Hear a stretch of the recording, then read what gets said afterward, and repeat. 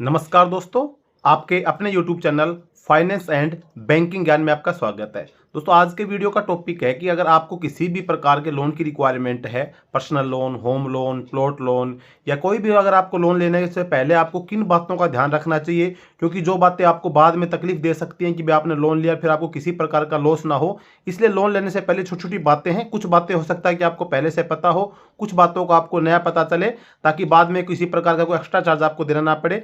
तो सभी टॉपिक्स आपको क्लियर करूंगा इसी वीडियो के माध्यम से। चैनल पे पहली बार आए, चैनल को सब्सक्राइब जरूर कर लीजिएगा। वीडियो को अभी तक लाइक नहीं तक लाइक जरूर कर लेना। दोस्तों, सबसे पहले बात करें हम आपको जैसे पर्सनल लोन लेने से पहले, एक तो जैसे लोन हम लोग किसी भी रिक्वायरमेंट के लिए आदमी लोन के लिए क्वेरी करता है, कोई से अपने जान पहचान से, दोस्त से, रिश्तेदार से, किसी से भी या कोई भी जिसका लिंक है अभी बैंक से उससे कॉन्टेक्ट करता है। तो लोन के भी मुझे रिक्वायरमेंट है लोन की, तो वो बता भाई मैं वहां से आपको लोन दिला देता हूँ, यहाँ से दिला देता हूँ। तो सबसे पहले आपको लोन के लिए किसी भी एजेंट के चक्कर में या किसी भी बिचौलिए के चक्कर में नहीं पड़ना। अगर आपको लोन लेना है, पर्सनल लोन लेना है, होम लोन लेना है, आप प्लॉट लोन लेना, कोई भी लोन लेना है, आप डायरेक्ट अपने बैंक से संपर्क कीजिए या फिर आप ऑनलाइन उस बैंक के लिए अप्लाई कर दें।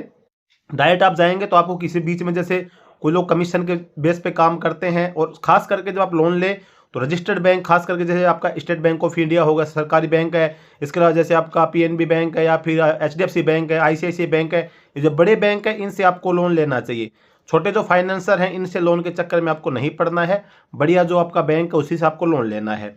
मेन बात, पहली बात तो ये होगी भी आपको किसी एजेंट के चक्कर में नहीं पड़ना, डायरेक्ट आपको बैंक से कॉन्टेक्ट करना है।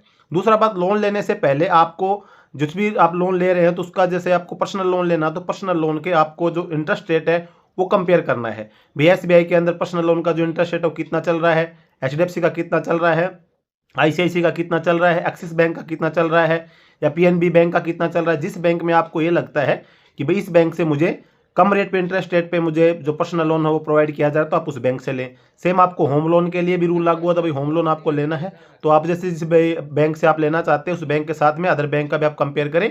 जिस बैंक से आपको कम इंटरेस्ट रेट पे मिलता है वहां से आपको लोन के लिए आप अप्लाई करें। नेक्स्ट बात आपकी आ जाती है कि भाई जैसे आप लोन लेते हैं तो लोन लेने से पहले आपको जैसे लोन के जो चार्ज होते हैं, जैसे आपकी प्रोसेसिंग फीस हो गई, ये सभी चीज़ें तो मैंने आपको ये भी कंपेयर करनी है अदर बैंक से।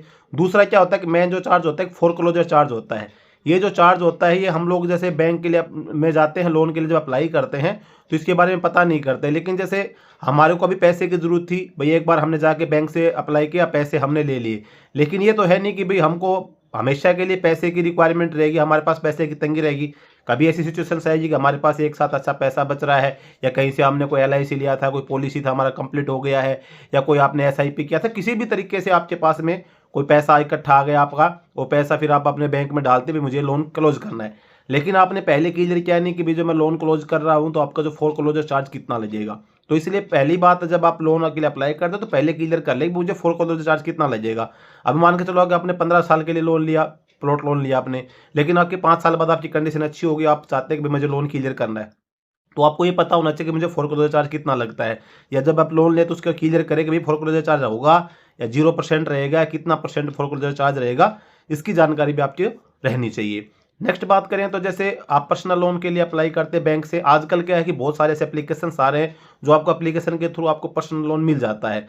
लेकिन आपको ऐसे एप्लीकेशन के चक्कर में नहीं पड़ना, क्योंकि एप्लीकेशन के थ्रू जैसे आप एसबीआई बैंक का एप्लीकेशन, योनो एसबीआई, इस प्रकार का जो एप्लीकेशन से अप्लाई कर सकते हैं।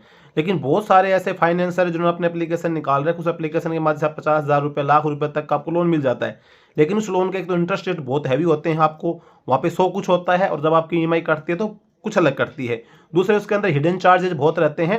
तो इस प्रकार के लोन से बचना है, जो आपको ऑनलाइन एप्लीकेशन वगैरह से, तो जो ट्रस्टेड एप्लीकेशन नहीं है उनके चक्कर में नहीं पड़ रहा, इन प्रकार के एप्लीकेशन से आपको बचना है। आपको हो सकता है कि थोड़ा जाने में आने में आपको 1-2 दिन खराब हो सकता है, आपको टाइम लग सकता है, लेकिन कम से कम आप किसी प्रकार का अननेसेसरी आपको चार्जेस से बच जाएंगे, या फिर किसी प्रकार के फ्रॉड से भी आप बच सकते हैं।